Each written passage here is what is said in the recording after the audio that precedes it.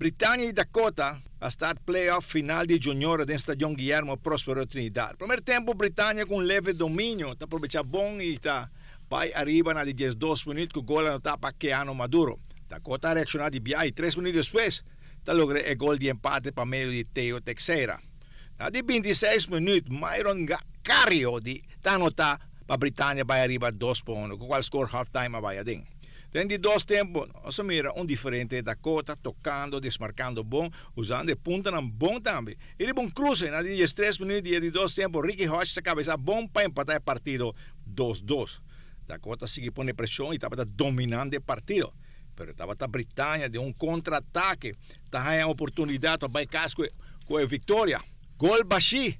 El tiro estaba muito suave, con la defensa de Dakota llega para rechazar la bala. El partido está finalizado 2-2 y dos juegan en todo lugar. Ya domingo, 8 horas de la noche.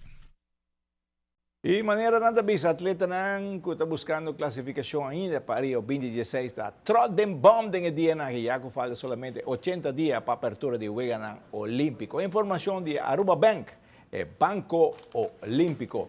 E não olvidar, amanhã noite, Coração para Deporte. Nós temos um medalhista de ouro de Juegos Centro-Americano e del Caribe.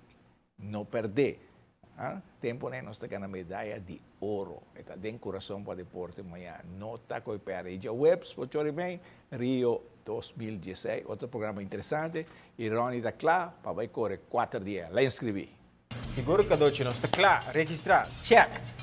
Guardando dia chega para nos competir. E registração será também? Será.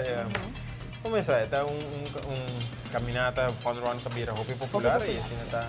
Orgullosamente nos publica que nos cobrirle from the beginning. Yes, nos está representing again. Hope great, hope great.